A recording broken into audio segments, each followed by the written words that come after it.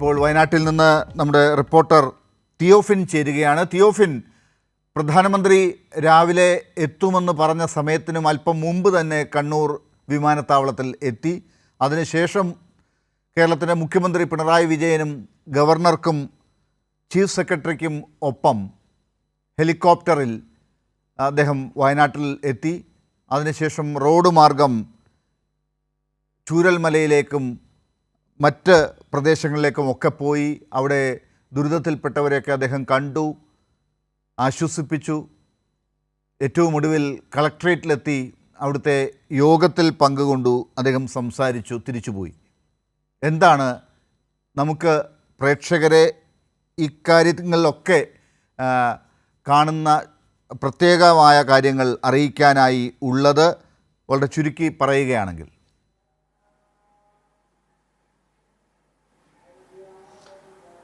Doctor Lal, താങ്കൾ സൂചിപ്പിച്ചതുപോലെ തന്നെ നേരത്തെ പ്രധാനമന്ത്രി എത്തി. നോക്കൂ, ഈ ഒരു ദുരന്തമുണ്ടായി 12-ാം നാൾ പ്രധാനമന്ത്രിയെ ഇവിടെ എത്തിച്ച് ഇതിൻ്റെ വയനാടുണ്ടായ ഉരുൾപൊട്ടലിൻ്റെ നേരിട്ട് തന്നെ അദ്ദേഹത്തെ അത് കാണിക്കാൻ, അറിയിക്കാൻ, വിശദാംശങ്ങൾ നൽകാനും ഒക്കെ കഴിഞ്ഞു എന്നത് തന്നെ നമ്മുടെ ഒരു കേരളത്തിൻ്റെ ഒരു വലിയ വിജയമായി കാണണം. ഒത്തൊരുമയുടെ വിജയം.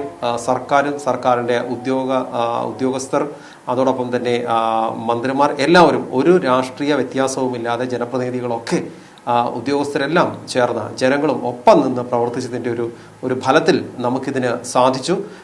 അവിടെ തന്നെ ഇന്ന് രാവിലെ പ്രത്യേക വിമാനത്തിൽ ഡൽഹിയിൽ നിന്ന് പ്രധാനമന്ത്രി കണ്ണൂരെത്തുന്നു. പ്രധാനമന്ത്രിയെ മുഖ്യമന്ത്രിയും ഗവർണറും ഒക്കെ ചേർന്ന് സ്വീകരിക്കുന്നു. കാരണം വയനാടിൻ്റെ ഒരു ദുഃഖം, വയനാടിനേറ്റ ഒരു വലിയ ഏൽക്കേണ്ടി വന്നൊരു വലിയ ദുരന്തം, ഇത് കേരളത്തിൻ്റെ വിഷമമാണത്, ഈ ദുഃഖമാണ്. നമുക്ക് മാനസികമായി എത്രത്തോളം ഇത് ദുഃഖമുണ്ടാക്കി എന്നത്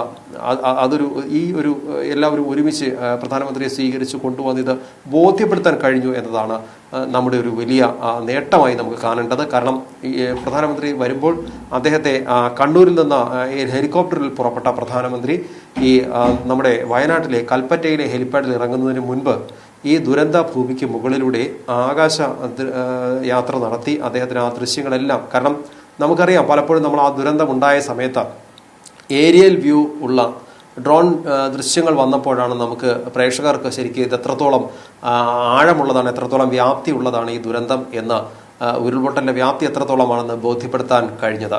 അത്തരം ദൃശ്യങ്ങളിലൂടെയാണ് ശരിക്കും പ്രേക്ഷകർക്ക് പോലും ഈ ദുരന്തത്തിൻ്റെ എവിടം മുതൽ എവിടം വരെ ഇതുണ്ടായി, അല്ലെങ്കിൽ എത്രത്തോളം ജനങ്ങൾക്ക് ഇതിൻ്റെ ഒരു ദുരന്ത ഫലം നേരിടേണ്ടി വന്നു എന്നത് മനസ്സിലായത്. അതോടൊപ്പം തന്നെ പഴയ ദൃശ്യങ്ങൾ പിന്നീട് വന്നപ്പോഴും മനസ്സിലായി. ചില ഡ്രോൺ വിഷ്വലുകൾ പിന്നീട് വന്നിരുന്നു.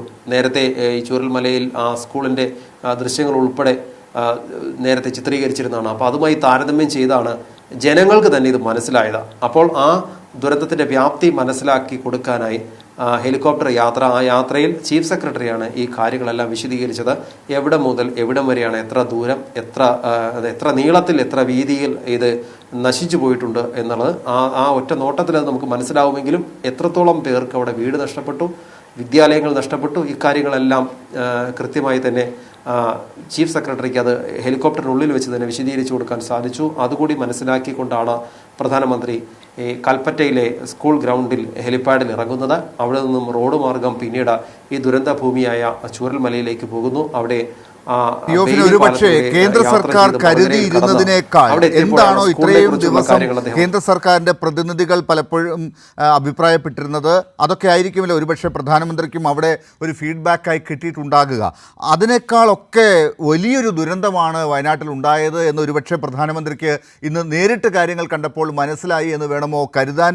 അതാണോ ഒരുപക്ഷെ പിന്നീട് അങ്ങോട്ട്, ഇപ്പോൾ തിയോഫിൻ പറഞ്ഞതുപോലെ കൽപ്പറ്റയിൽ അദ്ദേഹം ഇറങ്ങിയതിന് ശേഷം പിന്നീട് ഓരോ ഘട്ടത്തിലും അദ്ദേഹം വളരെ പറഞ്ഞതിനേക്കാൾ ഷെഡ്യൂളൊക്കെ തെറ്റിച്ച കാര്യങ്ങൾ പോകുന്നൊരു തരത്തിലേക്കൊക്കെ കാര്യങ്ങൾ പോയത് അതുകൊണ്ടാണ്? അദ്ദേഹത്തിനും കൂടി കാര്യങ്ങൾ ബോധ്യപ്പെട്ടു കൃത്യമായി എന്ന് വേണമോ മനസ്സിലാക്കാൻ?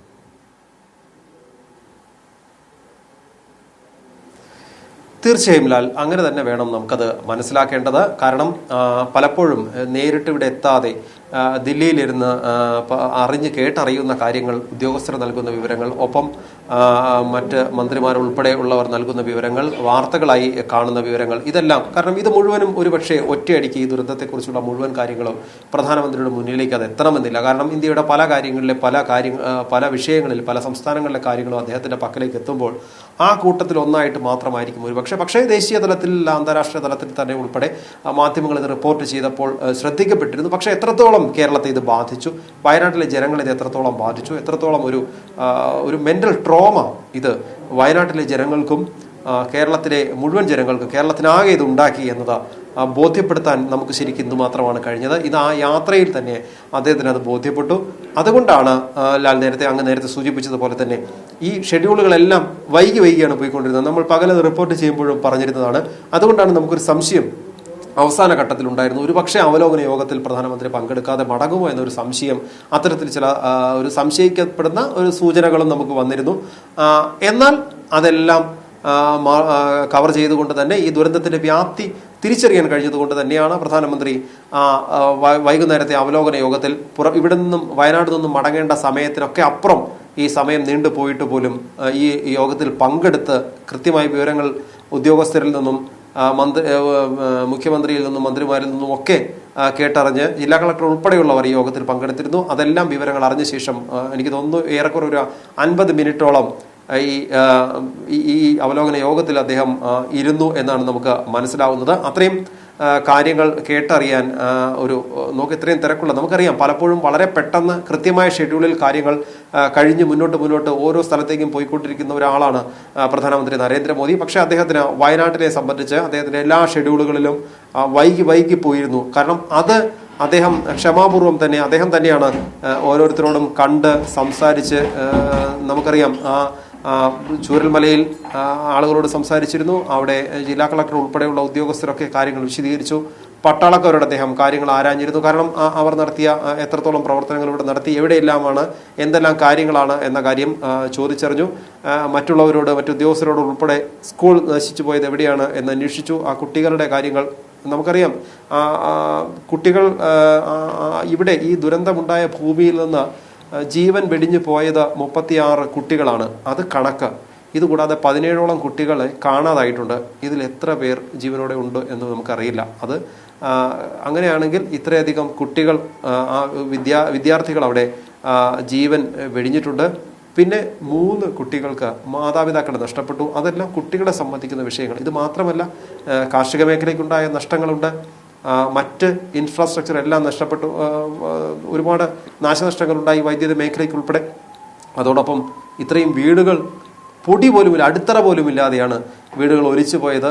അങ്ങനെ ഒരു ദുരന്ത ഭൂമിയിലാണ്. അവിടെ എത്തുമ്പോഴാണ് അതിന്റെ വ്യാപ്തി അത് മനസ്സിലാകുന്നത്. അദ്ദേഹത്തിന് അത് മനസ്സിലായത് ഒരുപക്ഷെ പ്രധാനമന്ത്രി ആദ്യം ഷെഡ്യൂൾ ചെയ്തിരുന്ന സന്ദർശന സ്ഥലങ്ങളിൽ ഈ വെള്ളാർമല സ്കൂൾ ഇല്ലായിരുന്നു എന്നാണ് ഞാൻ മനസ്സിലാക്കുന്നത്. അത് അദ്ദേഹം അവിടെ പോകുന്ന സാഹചര്യം ഉണ്ടായി.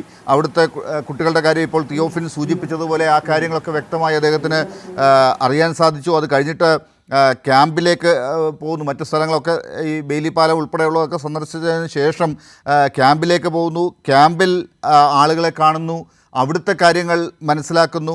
അതിനുശേഷം ആശുപത്രിയിലേക്ക് മൂപ്പൻസ് ഹോസ്പിറ്റലിലേക്ക് പോകുന്നു. അവിടെ ദുരിതം അനുഭവിക്കുന്ന ആളുകളെ, പ്രത്യേകിച്ച് വളരെ ഗുരുതരമായി കഴിയുന്ന ആളുകളെയൊക്കെ അദ്ദേഹം കാണുന്നു. കുട്ടികളെ പോലും എടുക്കുന്നു, ഒരു കൊച്ചു കുട്ടിയെ എടുക്കുന്ന കാര്യം പോലും കാണുന്നുണ്ടായിരുന്നു. അപ്പോൾ അതൊക്കെ ഇപ്പോൾ ഇങ്ങനെയുള്ളൊരു സന്ദർഭം ഉണ്ടായതിന് ശേഷം ഇപ്പോൾ വയനാട്ടിൽ തിയോഫിൻ അവിടെയൊക്കെ പിന്നീട് മനസ്സിലാക്കിയതാണല്ലോ, അവിടെയുള്ള ആളുകളുടെ ഇടയിൽ ഒരു വലിയ പ്രതീക്ഷ, നമ്മൾ കേരളം ആവശ്യപ്പെടുന്നത് പോലെ തന്നെ കൃത്യമായ തരത്തിൽ ഈ ദുരന്തത്തിൻ്റെ തീവ്രത മനസ്സിലാക്കിയുള്ള ഒരു പ്രഖ്യാപനം ഉണ്ടാകും, ഒരു പാക്കേജ് ഉണ്ടാകും. ഒരു പക്ഷേ അതിനപ്പുറമുള്ള ഒരു ടൗൺഷിപ്പ് നിർമ്മിതിയും അതിനുശേഷമുള്ള നമ്മുടെ നിവേദനത്തിൽ പറയുന്ന കാര്യങ്ങളിലേക്കൊക്കെ പോകാനുള്ള ഒരു കൃത്യമായ ഇടപെടൽ പ്രധാനമന്ത്രിയുടെ ഭാഗത്തു നിന്ന് ഉണ്ടാകാൻ സാധ്യതയുണ്ട്.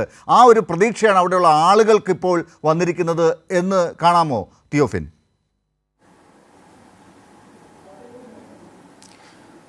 തീർച്ചയായും ലാൽ, അത്തരത്തിലൊരു വലിയ പ്രതീക്ഷ ജനങ്ങൾക്കുണ്ട്. അതിനൊരു ഉദാഹരണം പറയുകയാണെങ്കിൽ, ഇന്ന് ഇവിടുത്തെ ഈ കൽപ്പറ്റ ടൗണിൽ, വയനാട് കൽപ്പറ്റ ടൗണിൽ പൂർണ്ണമായും രാവിലെ മുതൽ ഗതാഗതം നിയന്ത്രിച്ചിരിക്കുകയായിരുന്നു.